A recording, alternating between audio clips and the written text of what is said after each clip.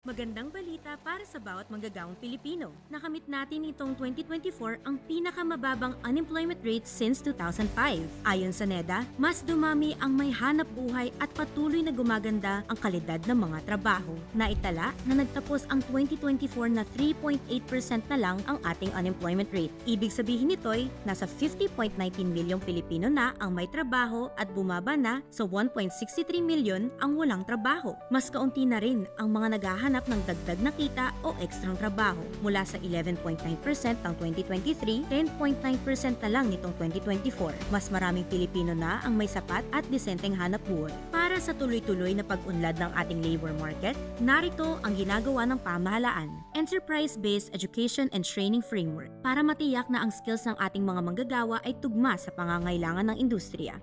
Inclusive work arrangements para mabawasan ang hadlang sa trabaho, lalo na sa kababaihan at kabataan. Action Fund and Emergency Repatriation, agarang tulong para sa mga OFW na nangangailangan. Oo, may mga pagsubok pa, pero tuloy ang suporta ng gobyerno upang makalikha ng mas maraming trabaho, mas maunlad na kabuhayan at mas magandang kinabukasan para sa bawat Pilipino. Ang Pilipinas ngayon! Narito na ang pinakamainit na mga balita na nakalap sa bawat sulok ng bansa. Ihahatid sa bawat Pilipino saan man kayo sa mundo. Ang Pilipinas ngayon! Pakinggan ang bawat kaganapan sa bawat lalawigan. Ito ang Pilipinas ngayon!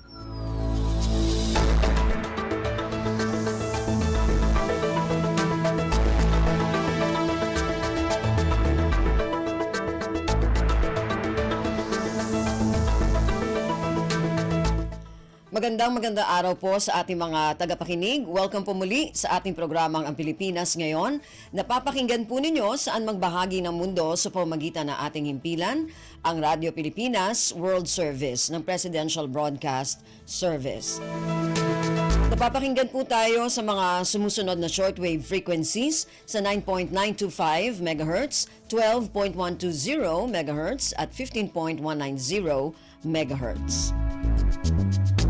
Ako po si Ven Blones. Samahan po ninyo ako sa kabuuan na ating programa ngayong araw na ito. Kapapalooban pa rin po ng ilan sa mga mahalagang balita mula dito sa ating bansa. Kasama na ang mga segmentong business, sports, showbiz at ang mga ulat mula sa iba't ibang rehiyon at lalawigan dito sa Pilipinas para sa ating regional news. Samantala, nais po namin kayong imbitahin na bisitahin ang ating Facebook page, ang Radyo Pilipinas World Service. Paki-follow, like at share na rin po. Ang tabayanan, sa inyo na sa ilang sandali ang kabuuan ng ating programang Ang Pilipinas Ngayon. Kumpleto, detalyadong balitaan, di papahuli sa mahahalagang kaganapan. Kamustahin ang inang bayan, ang Pilipinas ngayon.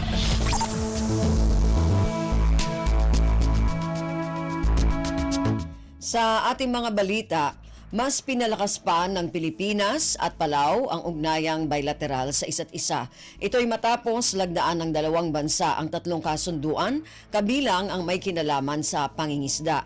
Ayon kay Pangulong Ferdinand Romualdez Marcos Jr., tiyak na mapapaunlad ang kapwa sektor ng fishing at aquaculture ng Pilipinas at Palau sa pamamagitan ng mga kasunduan na ito. Bukod dito, maiiwasan na rin ang mga iligal na pangingisda. This agreement also signals our common desire to ensure sustainability in our life-giving waters. We thereby commit as well to work for joint fisheries conservation and to combat illegal, unreported, and unregulated fishing practices. Si Pangulong Ferdinand Romualdez Marcos Jr. Pasada ng mga balita mula sa Pilipinas para sa mga Pilipino saan man sa mundo. Ang Pilipinas ngayon.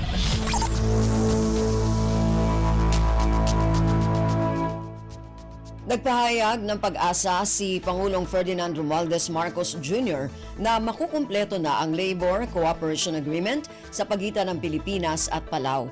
Sa gitna nito, iginiit ng Pangulo kay Palau President Sir Rangel Whips Jr. na maprotektahan at itaguyod ang kapakanan ng mga Overseas Filipino Worker o OFW sa Palau.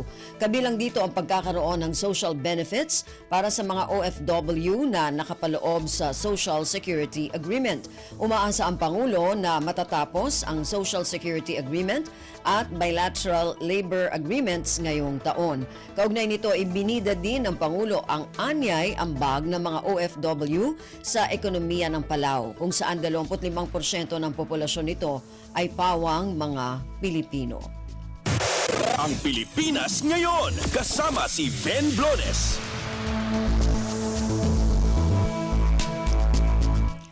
Handa na ang Pilipinas na suportahan ang sektor ng renewable energy at konstruksyon nito. Ayon kay Pangulong Ferdinand Romualdez Marcos Jr., may mga mura at dekalidad na materyales ang mga kumpanya ng Pilipinas para sa naturang sektor. Anya, ang mga oportunidad na ito ay nangangahulugan ng malalim na relasyong pang-ekonomiya ng Pilipinas at Palau. Our growing trade relations are an undeniable indicator of meaningful opportunities in the Philippines-Palau economic relations. I extend to our honored guests from Palau the Philippines' readiness to support Palau's renewable energy and construction sectors with Philippine companies offering cost-effective and quality materials. Si Pangulong Ferdinand Romualdez Marcos Jr. Kumpleto, detalyadong balitaan, di papahuli sa mahahalagang kaganapan. Kamustahin ang inang bayan, ang Pilipinas ngayon. Binigyang diin ni Palau President Sir Rangel Whips Jr. na dapat magtulungan ang Pilipinas at Palau sa pagharap sa geopolitical challenges. Sa kanilang joint press conference sa Malacanang, binigyang diin ni Whips na mahalaga ang sama-samang paglaban sa banta tulad ng climate change. Inihalimbawa nito ang kaugalian ng surgeonfish, isang uri ng isda na anya ay nagkakapit bisig kapag nakakaramdam ng panganib. And I think this demonstrates the principle that we are stronger together. And I think now more important than ever, we must collaborate in navigating the geopolitical issues and pressures that we face, especially the existential threat that we faced with climate change. Si Palau President Sir Rangel Whips Jr. Pasada ng mga balita mula sa Pilipinas para sa mga Pilipino saan man sa mundo. Ang Pilipinas ngayon. Nanumpa na ang bagong kalihim ng Presidential Communications Office o PCO ang batikang mamamahayag na si Jay Ruiz kay Pangulong Ferdinand Romualdez Marcos Jr.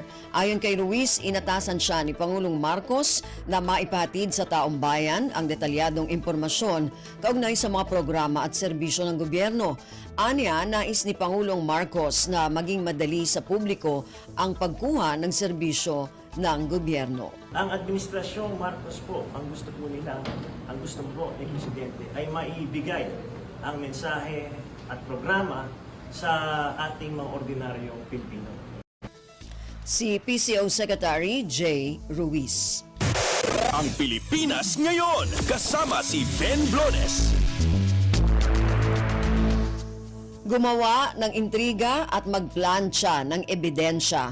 Ito, ayon kay Palace Press Officer Attorney Claire Castro, ang ginagawa ni dating Pangulong Rodrigo Duterte laban sa Administrasyong Marcos. Ang pahayag ni Castro ay sagot sa alegasyon ni Duterte na patungo na sa diktadorya ang pamahalaan. Ano pa ba ang ating i-expect sa dating Pangulong Duterte? Gumawa ng intriga, magplanta ng ebidensya. Si Palace Press Officer Attorney Claire Castro. Kumpleto, detalyadong balitaan, di papahuli sa mahahalagang kaganapan. Kamustahin ang inang bayan, ang Pilipinas ngayon. Senate President Cheese Escudero tinawag na kasinungalingan ang pahayag ni dating Pangulong Rodrigo Duterte na patungo sa pagiging diktador si Pangulong Ferdinand Romualdez Marcos Jr.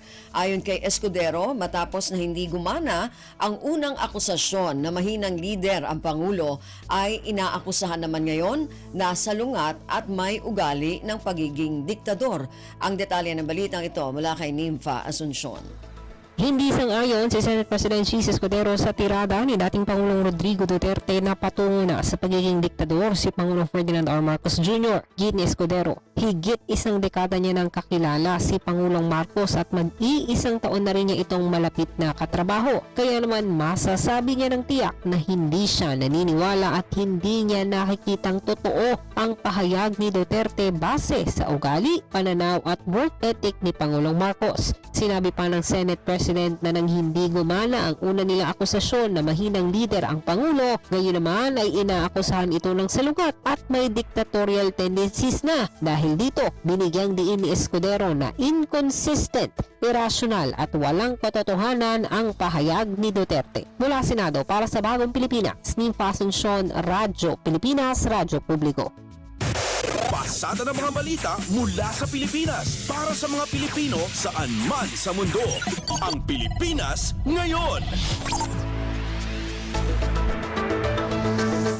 Samantala, naniniwala ang isang kongresista na malayong mangyari ang sinasabi ni dating Pangulong Rodrigo Duterte na maging diktador si Pangulong Ferdinand Marcos Jr. Sinabi ni Lanao del Sur 1st District Representative Zia Alonto Adyong na wala siyang makitang katangian ng isang diktador kay Pangulong Marcos dahil naging diplomatiko ito kahit sa gitna ng mga pag-atake sa kanya at maging sa kanyang mga kamag-anak.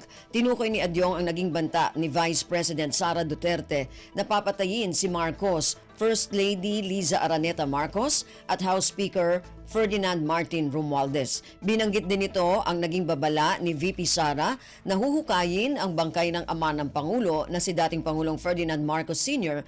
at itatapon sa West Philippine Sea. Ayon kay Adyong, hawak ng Pangulo ang lahat ng kapangyarihan, ngunit hindi gumawa ng anumang paghihiganti laban sa pangalawang Pangulo. Ang Pilipinas ngayon, kasama si Ben Blones. Agriculture Secretary Francisco Tiu Laurel Jr. ipinag-utos ang inspeksyon sa mga bodega ng sibuyas. Inatasan ni Laurel na magsagawa ng inspeksyon ang Bureau of Plant Industry upang matukoy kung may mga bagong ani ng sibuyas ang pinipigilang ibenta sa merkado. Ang detalye ng balitang ito mula kay Ray Ferrer. Ipinagutos na ni Agriculture Secretary Francisco Tiu Laurel Jr. ang pag-inspeksyon sa lahat ng bodega ng sibuyas. Layo nito na matukoy kung may mga bagong ani ng sibuyas ang pinipigilang ibenta sa merkado. Partikular na inatasan ni Laurel na magsagawa ng inspeksyon ang Bureau of Plant Industry. Inaasahan na ang harvest ng sibuyas ngayong buwan at makapagbigay ng mga sariwang supply para mabawasan ang presyo. Gayunman, pinangangambahan ng kalihim na ang ani ay maaaring hindi umabot sa merkado gaya ng inaasahan. Inaasahan din na makukumpleto ng BPI ang inspeksyon sa mga bodega sa loob ng 4 hanggang 7 araw. Mula sa Quezon City para sa Bagong Pilipinas, Ray Ferrer, Radyo Pilipinas, Radyo Publiko. Kumpleto, detalyadong balitaan, di papahuli sa mahahalagang kaganapan. Kamustahin ang inang bayan, ang Pilipinas ngayon. Asahan na ang mas marami pang pag-aresto at deportasyon ng mga personalidad na may kinalaman sa Philippine Offshore Gaming Operator o POGO. Ito ang binigyang diin ni Bureau of Immigration o BI Commissioner Joel Viado kaugnay sa pagtalima sa direktiba ni Pangulong Ferdinand Romualdez Marcos Jr. na ipagbawal na ang POGO sa bansa. Ayon kay Viado, patuloy ang kanilang pakikipag-ugnayan sa iba't ibang ahensya ng pamahalaan para mapalawak ang mga hakbang upang matukoy ang iligal na mga dayuhan na sangkot sa iba't ibang legal na aktibidad. Iginiit ni Viado o sangkot sa iba't ibang iligal na aktibidad. Samantala, iginiit ni Viado na nananatiling matatag ang Bureau of Immigration sa mandato nito na pangalagaan ang pambansang seguridad sa pamamagitan ng pagtiyak na sumusunod ang mga dayuhan sa batas ng imigrasyon sa Pilipinas. Tiniyak din ni Viado na striktong ipatutupad ang batas para maiwasan ang muling pagkabuhay ng operasyon ng mga iligal na pogo. Pasada ng mga balita mula sa Pilipinas para sa mga Pilipino saan man sa mundo. Ang Pilipinas ngayon. Malaking hamon sa Philippine National Police o PNP ang mga naitatalang krimen. Sangkot ang ilang dayuhan, partikular ang mga Chino na may kaugnayan sa operasyon ng iligal na Philippine Offshore Gaming Operator o POGO sa bansa na tinatawag na Guerrilla POGO. Ito'y kasunod ng atas noong Disyembre ng nakaraang taon ni Pangulong Ferdinand Romualdez Marcos Jr. na linisin ang bansa laban sa lahat ng uri ng POGO. Ayon kay PNP Chief Police General Romel Francisco Marbil, batay sa datos ng PNP Anti-Kidnapping Group, nakapagtala ng 40 kaso ng pagdukot mula Enero ng 2024 hanggang Pebrero ng 2025. Mula sa naturang bilang, 10 ay mga Chino na dinukot ng sariling kababayan na sangkot sa iligal na pogo. Sa katunayan, ayon pa kay Marbil, iniimbestigahan ng pulisya ang pagkawala ng isang Chino nitong Pebrero 20 sa Taguig City. Mayroon na anyang lead ang mga pulis kung sino ang nasa likod ng kaso at maingat na pinag-aaralan ang lahat ng anggulo upang mapanagot ito. Ang Pilipinas ngayon kasama si Ben Blonis. Commission on Elections o COMELEC bumuo ng task force na magbabantay sa mga magsasagawa ng survey ngayong panahon ng halalan. Layon ng nasabing hakbang na maiwasang magamit ang survey para mapaboran ang kandidato at mapanatili ang integridad at transparency ngayong eleksyon. Ang detalye ng balitang ito mula kay Don King Zarate. May task force ng tututok sa mga magsasagawa ng survey ngayong panahon ng eleksyon. Ito ay para maiwasan na magamit ang survey para mapaboran ang kandidato at mapanatili ang integridad at transparency ngayong eleksyon. Ang binuong Special Task Force on Regulation and Enforcement of Survey Practices for Election Credibility and Transparency ay responsable sa pagpapatupad ng guidelines sa mga regulasyon kaugnay ng mga survey at iba't ibang organisasyon na isinasagawa ngayong halalan. Ayon kay COMELEC Chairman George Erwin Garcia, inaantay na lamang nilang aprobahan ito ng COMELEC Anbank. Sa Huwebes, makikipagpulong ang task force sa mga survey organization upang makakuha ang kanilang commitment at pangakong susunod ang mga ito sa ilalabas na guidelines ng COMELEC. Nilinaw ng COMELEC na hindi na kailangang magparehistro ang mga magsasagawa ng kalsada survey, media, religious organization, cause-oriented group, pati na rin ang mga civic organization at educational institution. Pero pakiusap ni Garcia, kung sakali mang mailabas sa mga balita tulad ng radyo, TV o dyaryo, marapat na ilagay kung sino ang nagpa-survey para malaman ng COMELEC kung na-report ba sa kanila ang survey ng organisasyon. Mula sa lungsod ng Maynila para sa Bagong Pilipinas, DK Zarate, Radyo Pilipinas, Radyo Publiko. Kumpleto, detalyadong balitaan, di papahuli sa mahahalagang kaganapan. Kamustahin ang inang bayan, ang Pilipinas ngayon.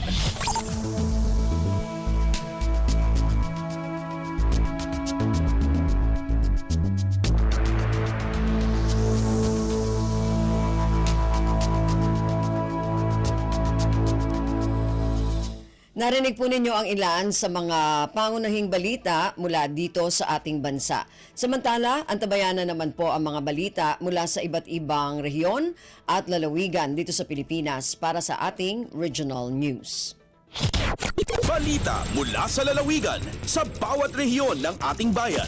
Dito sa Ang Pilipinas Ngayon.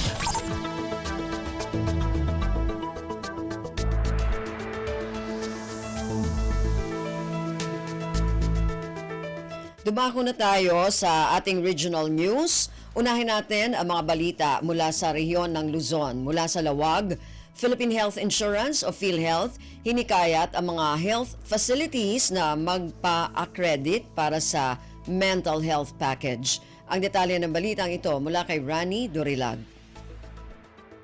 Nagpanawagan ti Philippine Health Insurance Corporation nga agpa-credit dagiti district hospitals ken level 1 to level 3 hospital para ti mental health package. Iti kapihan sa Bagong Pilipinas, kuna nila Union Local Health Insurance Office Head Raymond Baningding nga addan ti talo nga health facilities tinagaplikar para iti accreditation ti nasaw a benepisyo. Inbarad na nga dati dua benepisyo iti babaen ti mental health package ti standard asyam a ribo a pesos ken ti severe a 16,000 pesos. Inlawlawag ni Maningding saan metlaing nga magundawayan tinaso nga package na awan ti accredited nga health facility. Emunan nga inirukurak ni Dr. Gerard Ramos ti Kabaro a programa ti PhilHealth ti Pediatric Optometrist Services ken dental packages. Mula Radyo Pilipinas Lawag, Rani Durilag para sa Radyo Pilipinas World Service. Balita mula sa lalawigan sa bawat rehiyon ng ating bayan. Dito sa Ang Pilipinas Ngayon.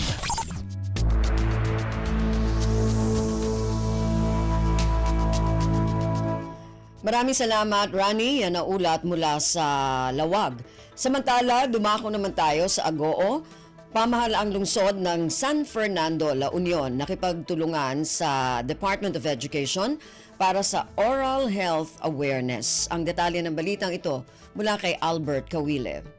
Kas panangrambak iti National Oral Health Month na kitinulong ti Gobyerno Siyudad ti San Fernando, La Union, iti Department of Education nangisayangkat kadagiti dental activities kadagiti agadadal iti Barawas Elementary School. Naitampok iti nasong aktibidad dagiti makaisuro a sesyon, demonstrasyon may papan ti umno a panagsipilyo iti ngipen, ken dagiti aramid iti salunat tapno mataginayon ti nasayaat a salunat iti ngiwat. Indauluan ni Bernalexi Caballero manipod iti City Health Office dagiti sesyon bayat anaangay mati salip iti panagarami iti poster tapno makipaset dagiti estudyante tapno dadapay a maitandudot ti kanadalus tingiwat dagiti nakipaset nga estudyante ket nagdental check up ken na fluoride application nangiwaras met ti gobyerno syudad kadagiti dental kits apakairamanan dagiti toothbrush toothpaste ken dadumapay anasken iti panangtaripato iti ngipan panggap ti ganwat ti gobyerno syudad a maitandudot ti oral health awareness ken parigtaan ti umno nga aramid iti kanadalos kadagiti umili mangrugi kadagiti agtutubo. Manipod RP Ago, Albert Kawile para sa Radyo Pilipinas World Service. Balita mula sa lalawigan sa bawat rehiyon ng ating bayan. Dito sa Ang Pilipinas Ngayon. Maraming salamat, Albert. Yan ang ulat mula sa Agoo. At yan din po ang kabuuan na ulat mula sa rehiyon ng Luzon. Samantala, dumako naman tayo sa rehiyon ng Kabisayaan mula sa Borongan, Regional Schools Press Conference at Regional Festival of Talents 2025 matagumpay na naisagawa sa Borongan City. Ang detalye ng balitang ito mula kay Pen Pomida. Malampuson naging panagbalayan han Borongan City ang duha nga dagga nga programa han Department of Education and Regional Schools Press Conference RSPC ngan Regional Festival of Talents RFOT han nakalabay nga simana. Por lo menos 4,000 ang delegasyon tikang ha 13 schools division han Region 8 ang tinambong. Igin-deklarar nga Grand Champion and Leyte Division han RSPC ug RFOT 2025. Ha RFOT ginkilala nga third runner-up ang Borongan City Division samtang first runner-up ang Eastern Samar Division. Ang RFOT inusang ingranding aktibidad, laki piniba-iba nga kompetisyon ha talento. Samtang adton RSPC upudhan mga kategorya ang pagsulat ng latalain, balitang pampalakasan, pagsulat ng editorial, nga iba pa. Ginkilala nga third runner-up ang Eastern Samar Division. Ang first placer ha kada kategorya ha RFOT nga RSPC inmasag ka national nga competition ha Vigan Ilocos Sur hiton Mayo yan nga tuig. Tikang didiha syudad han Borongan inihipan Pumida para ha Radyo Pilipinas World Service. Balita mula sa lalawigan sa bawat rehiyon ng ating bayan. Dito sa Ang Pilipinas Ngayon. Maraming salamat, Pen. Yan ang ulat mula sa Borongan. Samantala, dumako naman tayo sa Sogod. 47 bag ng dugo na kolekta sa blood donation drive sa St. Bernard, Southern Leyte. Ang detalye ng balitang ito mula kay Ria Mikate. Bitabang ang mga lublupyo sa lungsod sa St. Bernard, Southern Leyte sa pagtubag sa panginahanglan og dugo sa probinsya. Kini pinaagi sa pag-donate og dugo sa gipaygayan nga bloodletting activity sa Barekat mo niadtong Biyernes, Pebrero 21. Gipangunahan ang kalihukan sa Rural Health Unit and Family Planning Center Katambayayong ang Philippine Red Cross kag PRC Southern Leyte Chapter. Sa impormasyon na kuha sa Radyo Pilipinas kang RHU staff Clef Joseph 5, giaso ni ini nga niabot og 47 ka bag sa dugo ang malampuson nga natigom sa maong kalihukan. Sa kasamtangan padayon pag-awhag sa PRC sa makatawhan nga mo donate og dugo aron masulbad ug makatabang sa panginahanglan og dugo ilabi na sa probinsya. Ang masaran nga gikataho nga pwedeng makatabang sa 3 o 4 ka individual ang usa ka bag sa dugo nga matigom. Gikan sa Radyo Pilipinas sugod kini si Ria Mikati alang sa Radyo Pilipinas World Service. Balita mula sa lalawigan sa bawat rehiyon ng ating bayan. Dito sa Ang Pilipinas Ngayon. Maraming salamat, Ria. Yan ang ulat mula sa Sogod at kabuuan na ulat mula sa rehiyon ng Kabisayaan. Dumako naman tayo sa rehiyon ng Mindanao mula sa Cagayan de Oro. PhilHealth nagbigay ng 76 na milyong piso sa Cagayan de Oro bilang reimbursement sa konsulta program. Ang detalye ng balitang ito mula kay Kokoy Medina. Mukabat ngadto sa kapin na 26 milyones pesos ang kinatibuk-ang kantidad ang gitunol sa PhilHealth Region 10 sa lokal nga pangamahanan ng Dakbayan sa Cagayan de Oro isip reimbursement sa pagpahigayon o PhilHealth konsultasyong sulit at tama o konsulta activities sa tuig 2024 sa tanang lehitimong konsulta providers ng Dakbayan. Gihimo ang ceremonial turnover sa Chiki kagahapong adlaw Pebrero 24 ning kasamtangang tuig atol sa flag raising ceremony ning Dakbayan. Sigon ni Mr. Marlon Niño is Arabaca, Chief Social Insurance Officer sa PhilHealth Cagayan de Oro, nga ang maong turnover sa reimbursement kabahin usab kini sa kasaulugan sa National Health Insurance Month karong nga bulan sa Pebrero ug ang ika-30 katuig anibersaryo sa PhilHealth. Ang konsulta activities naglangkob kini sa on-site PhilHealth mass registration, first patient encounter ug aga tanang suroy-suroy o profiling ni Mayor Rolando Clarix Oy sa mga kabaranggayan ning Dakbayan. Kini aging pagpatuman sa pagpakusog sa Universal Healthcare Law sa nasod. Gikan din si Dakbayan sa Cagayan de Oro, Kokoy Medina, para sa Radyo Pilipinas World Service. Balita mula sa lalawigan sa bawat rehiyon ng ating bayan. Dito sa Ang Pilipinas Ngayon. Maraming salamat, Kokoy. Yan ang ulat mula sa Cagayan de Oro. Samantala, dumako naman tayo sa Zamboanga City, LGU at lokal na NGO inorganisa ang libreng public screening para sa Cine Chavacano Film Festival. Ang detalye ng balitang ito mula kay Justine Bulanon. Organiza el Junior Chamber International o JCI Zamboanga en colaboración del gobierno local por medio del City Tourism Office con el Cine Chavacano Film Festival ng siyudad de Zamboanga. Principio al public screening na unmol na barangay Tetuan na mensyonang siyudad del Pebrero 23 hasta 25 en este año. Yaman showcase ng Cine Chavacano Film Fest el rico de cultura naturales y historia del siyudad. El expectasyon del aktibidad en este Venedero Biyernes, ang el final screening y awards night del mag-official entry na Cine Chavacano. Parte este del aka-88 celebración del Día de Zamboanga y National Arts Month de este año. Desde la ciudad de Zamboanga, este si Justin Bulanon para na Radyo Pilipinas World Service. Balita mula sa lalawigan sa bawat rehiyon ng ating bayan. Dito sa Ang Pilipinas Ngayon.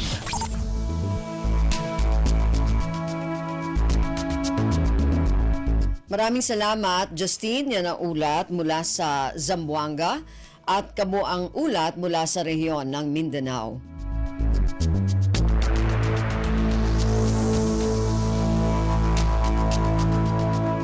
Narinig po ninyo ang kabuuan ng ating mga balita mula sa iba't ibang rehiyon at lalawigan dito sa Pilipinas para sa ating regional news ngayong araw na ito. Samantala, antabayan na naman po ang ating mga segmentong business, sports at showbiz.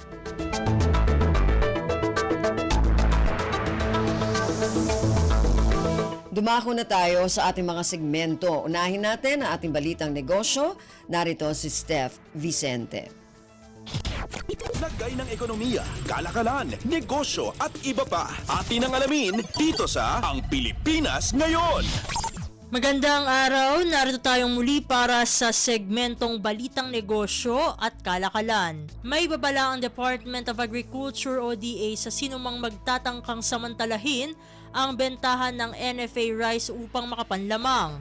Ayon kay Agriculture Secretary Francisco Tiu Laurel Jr., ipadadakip niya sa mga otoridad sa sandaling may makarating sa kanya na sumbong hinggil sa pagpapatong ng presyo sa mga murang bigas.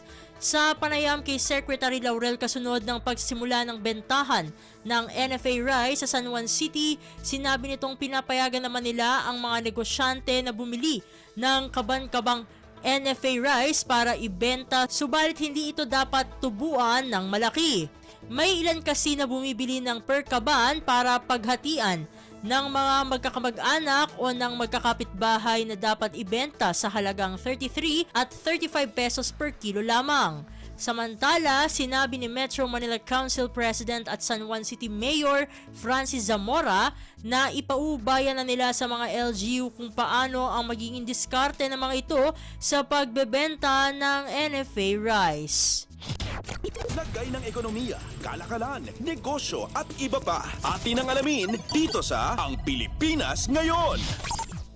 Sa iba pang mga balitang negosyo, kasunod ng tagumpay na nakamit ng Pilipinas na matanggal sa gray list ng Financial Action Task Force, sinabi ni Finance Secretary Ralph Recto na nakatuon ngayon ang gobyerno para sa Road to A target ng bansa. Ayon kay Secretary Recto, sunod na agenda ngayon ng pamahalaan ang itaas ng credit upgrade ng bansa mula sa mga International Credit Rating Agency. Ang mas mataas na credit rating ay katumbas ng mas paborableng lending terms, mas mataas na foreign investments at mas mapapaganda ang pamumuhunan sa bansa. Sa ngayon, hawak ng Pilipinas ang BBB+ rating mula sa Standard & Poor, Baa2 ng Moody's at BBB mula sa Fitch Ratings. Lagay ng ekonomiya, kalakalan, negosyo at iba pa. Atin ang alamin dito sa Ang Pilipinas Ngayon. At sa pagbabakas ng ating segmento, mahigit sa 200,000 negosyo dito sa Pilipinas ang binisita ng mga tauhan ng Bureau of Internal Revenue o BIR. Ito'y bilang bahagi ng Friendly Tax Compliance Verification Drive o TCVD ng ahensya ayon kay Commissioner Romeo Lumagi Jr. Ang TCVD na idinaos noong Pebrero 10 hanggang Pebrero 14 ay nakatuon sa pagtulong sa mga taxpayer na maunawaan ang kanilang tax obligations, matukoy ang common issues at magabayan sila sa pagwasto sa mga ito upang matiyak ang tamang pagsunod sa tax laws. Sa isinagawang inspeksyon, natuklasan ng BIR na 12% sa mga establishmentong binisita ay hindi nakarehistro na nagbigay diin sa pangailangan para sa patuloy na pagsisikap na isulong ang wastong business registration. Sinabi pa ng BIR na marami sa mga negosyong ito ay hindi rin alam ang kanilang mga obligasyon. Ang mga kadalasang paglabag ay kinabibilangan ng pag-ooperate ng walang nararapat na registration, hindi pagtatago ng books of account sa lugar ng negosyo at hindi pagdidisplay ng certificate of registration. Lagay ng ekonomiya, kalakalan, negosyo at iba pa. Atin ang alamin dito sa Ang Pilipinas Ngayon. At dito na nagtatapos ang ating segmentong Balitang Negosyo at Kalakalan. Para sa Radyo Pilipinas World Service, ito si Steph Vicente. Muli, magandang araw! Lagay ng ekonomiya, kalakalan, negosyo at iba pa. Atin ang alamin dito sa Ang Pilipinas Ngayon. Maraming salamat, Steph. Yan ang ating Balitang Negosyo. Samantala, dumako naman tayo sa ating balitang pampalakasan. Narito naman si Leo Magpayo. Updates at pinakahuling mga usapin sa mundo ng palakasan. Atin ang pakinggan dito sa Ang Pilipinas Ngayon. Magandang araw. Narito na po ang sports balita. Nagretiro na sa paglalaro si veteranong PBA star Alex Cabagnot pagkalipas ng 19 na seasons bilang isang professional na player. Inanunsyo ito ng Converge sa kanilang social media account kasunod ng maiksing paglalaro ni Cabagnot sa prangkisa. Napili bilang second overall sa PBA Rookie Draft ang 42 anyos na si Cabagnot at naglaro ng 2 komperensya para sa Fiber Xers. Nagposte ito ng mga averages na 4.21 points, 2.07 rebounds at 2.36 assists sa loob ng 14 na laro sa Governor's Cup bago bihirang makita sa aksyon sa nagpapatuloy na Commissioner's Cup. Matagal itong naglaro para sa San Miguel Beer kung saan nanalo ito ng kabuang 9 na kampyonato. Pagkatapos pangunahan ang Petron San Miguel sa 2011 Governor's Cup, naging parte si Cabagnot ng death squad ng Beermen kasama sina Junmar Fajardo, Arwin Santos, Marshall Lassiter at Chris Ross kung saan pinangunahan nila ang prangkisa sa 8 kampyonato mula sa 2014 to 2015 season hanggang 2019. Inilipat si Cabagnot ng SMB patungo sa Terra Firma noong 2021 kung saan naglaro siya ng 2 season bago tumungo sa ibang bansa para maglaro sa koponan ng Goyang Sono Sky Gunners sa Korean Basketball League mula 2023 to 2024 kasunod ng maiksing paglalaro para sa Taiwan Mustangs nitong 2024. Sasamahan naman ni Cabagnot ang bagong head coach ng University of the East na si Chris Gavina bilang coaching staff sa UAAP. Updates at pinakahuling mga usapin sa mundo ng palakasan. Atin ang pakinggan dito sa Ang Pilipinas Ngayon. Samantala, pumirma si Troy Malilin sa Blackwater pagkatapos kunin siya ng bossing mula sa listahan ng unrestricted free agent with rights to receive salary o UFAWR2RS. Kinumpirma ito ni Blackwater coach Jeff Carriazo. Nakuha ng Blackwater si Malilin pagkarang ilagay siya ng San Miguel Beer sa UFAWR2RS list. Habang unrestricted free agent si Malilin, obligado ang Beermen na bayaran siya dahil sa kontrata kaya't inilagay ang terminong with rights to receive salary. Kakaiba ang kaso ni Malilin kumpara sa dating Blackwater player na si Troy Rosario na naging unrestricted free agent pagkatapos mapaso ang kanyang kontrata sa pagtatapos ng 2024 Governor's Cup. Hindi na hinawakan ng bossing ang karapatan kay Rosario pagkatapos mapaso ang kanyang kontrata sa ilalim ng PBA rule na otomatiko itong magiging unrestricted free agent pagkaraang maglaro ng 21 komperensya sa profesional na liga. Subalit pinili ni Rosario na pumirma sa Barangay Ginebra imbis na manatili sa Blackwater sa panibagong kontrata. Karaniwan nang linalagay ang mga players sa UFAWR2RS list sa mga koponan sa PBA kung lalagpas na sa 16 ang kanilang players kasama na ang import na aktibong naglalaro at isang nasa injured o reserve list kada koponan.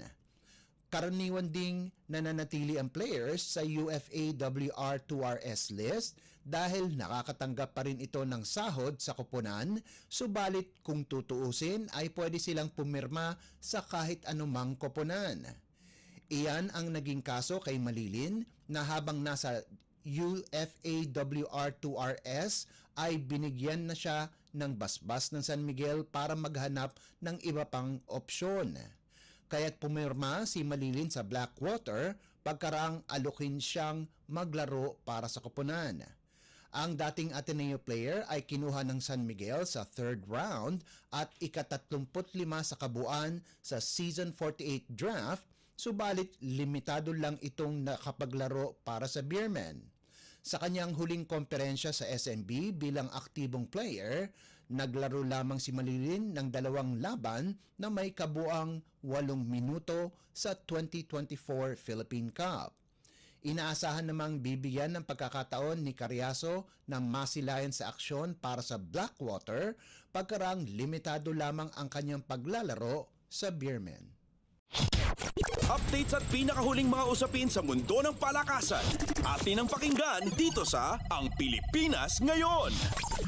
Habang nag-iensayo para sa kanyang laban kontra Jared Brooks, gumawa ng mapanganib na desisyon si Filipino MMA star Joshua Pacio na nagbunga naman sa huli. Sa pagpapatunay na practice makes perfect, hinamon ni Pacio ang kanyang sarili sa mga sparring session kung saan linagay siya sa kung ano-anong posisyon at sinasakal halos araw-araw.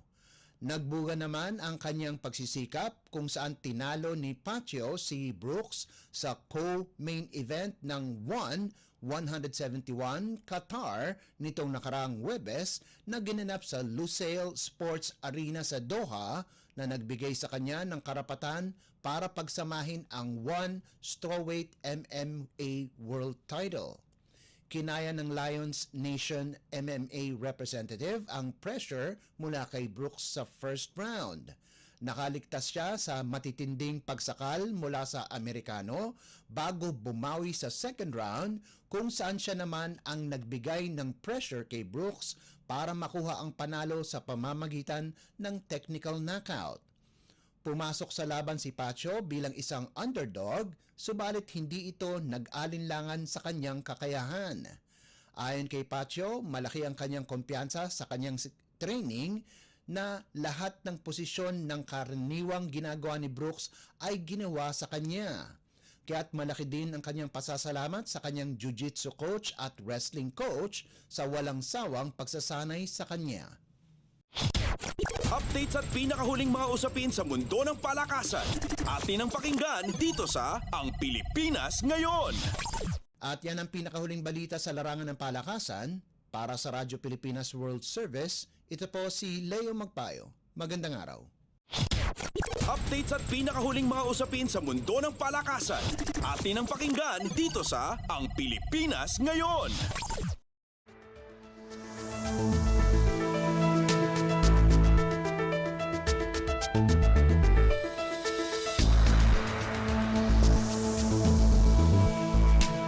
Maraming salamat, Leo. Yan ang ating balitang pampalakasan. Samantala, para sa mga nag-aabang ng mga chismis mula sa mundo ng showbiz. Para sa ating showbiz balita, narito naman si Mama JT. Ang latest, ang hottest sa showbiz and entertainment. Heto na sa Ang Pilipinas Ngayon.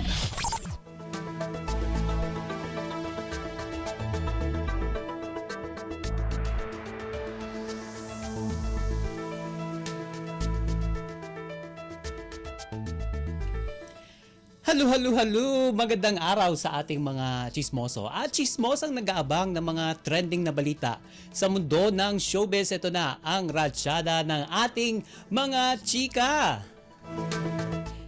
Binasag na ng batikang aktor na si Baron Geisler ang issue na siya raw ay nakulong sa Mandaue City sa Cebu matapos magwala dahil sa kalasingan nitong nagdaang weekend na agad naman daw pinalaya. Kinabukasan dahil nakapagpiyansa ito.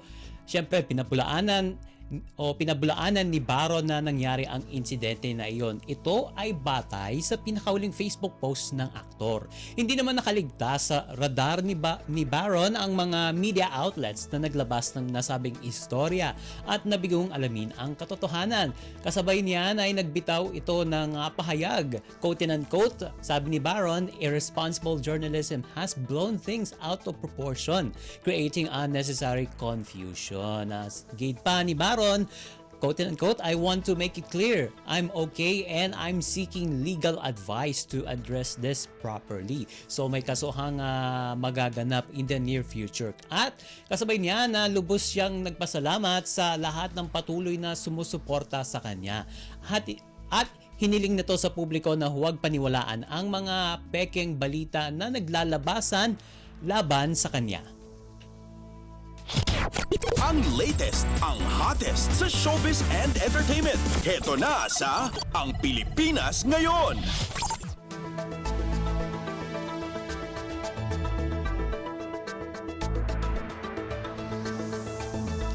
Sa iba pa nating chika for today, balik trabaho na ang content creator at DJ na si Jelly Au matapos ang sinapit nitong pambubugbog ng kanyang karelasyon na si Jam Ignacio. Mukhang nakaka-recover na rin itong si Jelly mula sa pangyayaring iyon. At syempre sa pinakahuling update ni Jelly ay sinabi niya sa kanyang mga tagasunod online na mas bumubuti na ang kanyang kalagayan kaya huwag na raw silang mag-alala pa. Kasunod niya na ipinakita niyang malapit nang gumaling ang mga naging galos niya sa muka. At nabanggit ni Jelly na plano na niyang bumalik sa trabaho oras na gumaling na ang kanyang mga pasa at sugat. At muli rin siya nagpasalamat sa lahat ng nag-alala at nagpaabot ng dasal para sa kanyang paghilom. Kamakailan kasi iginiit ni Jelly na hindi na siya magpapakasal kay Jam kahit na ito ay nag-public apology na. Inamin niyang mahal pa rin niya ang fiancé pero tiniyak ng content creator na hindi na matutuloy yung mga plinano nila sa kanilang future. Ang latest, ang hottest sa showbiz and entertainment. Heto na sa Ang Pilipinas Ngayon.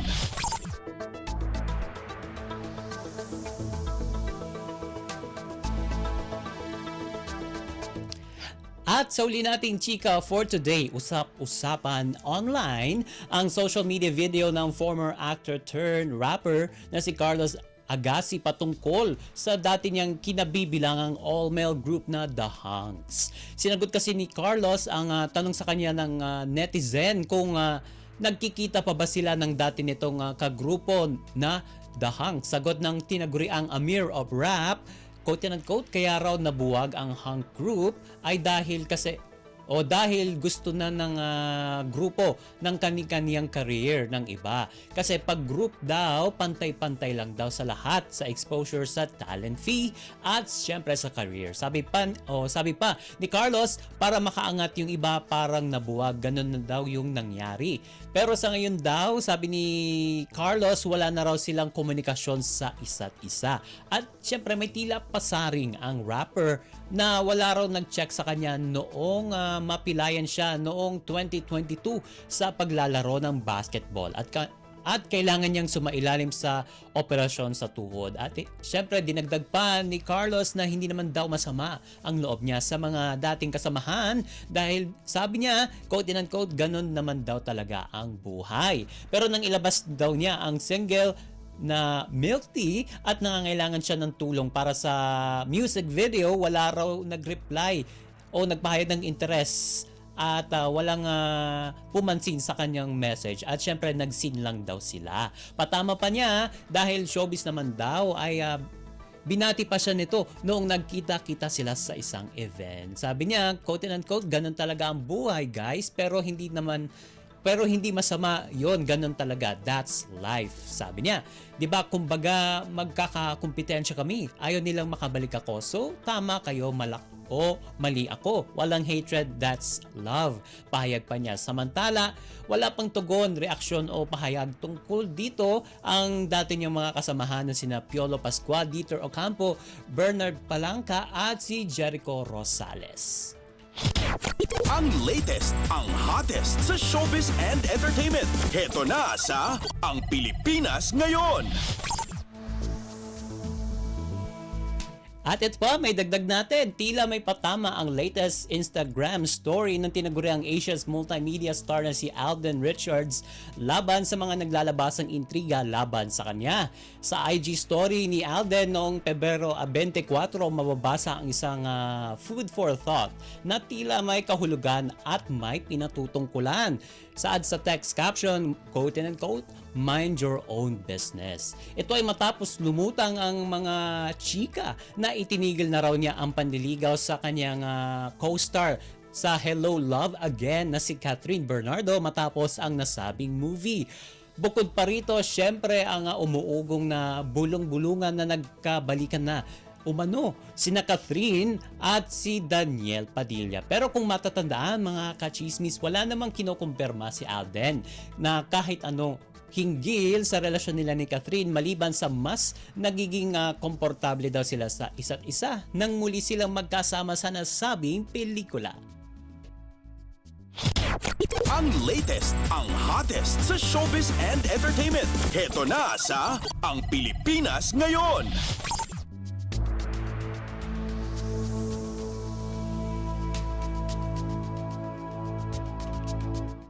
And OMG, wala na tayong sapat na oras para sa ating balitang artista. Maraming salamat mga ka-chismis sa pakikinig sa aking mga chika for today. Ako po si Mama JT para sa Radyo Pilipinas World Service! Ang latest, ang hottest sa showbiz and entertainment. Heto na sa Ang Pilipinas Ngayon.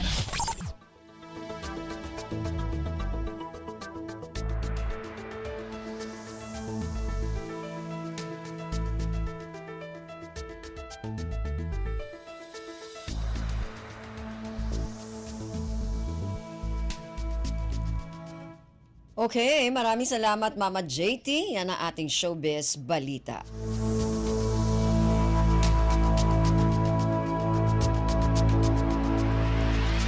Narinig po ninyo ang kabuuan ng ating programang Ang Pilipinas Ngayon. Magpapasalamat muna tayo sa mga nakasama natin sa ating programa ngayong araw na ito. Sa ating mga executive producer, kina Jerome Toledo at Steph Vicente. Sa mga kasama natin sa ating technical side, kina Milo Jonella, Susan Aison, Hero Lucero, ang ating intern ngayon, si Henry Doblas, at kay Anthony Pimentel. Maraming salamat din sa mga nakasama natin sa ating mga segmento para sa ating balitang pampalakasan, kay Leo Magpayo, sa ating balitang negosyo, kay Steph Vicente, sa mga kasama natin na nag-ulat mula sa iba't ibang rehiyon at lalawigan dito sa Pilipinas para sa ating regional news at sa ating station manager na si Mr. Ray Sampang. Hanggang sa susunod na edisyon na ating programang Ang Pilipinas Ngayon, ako pong muli si Ven Blones. Maraming salamat po at mabuhay po tayong mga Pilipino. At yan ang Pilipinas Ngayon. Muling samahan si Ven Blones sa parehong oras at alamin ang pinakahuling mga kaganapan at balita saan man kayo naroon. Ang Pilipinas Ngayon.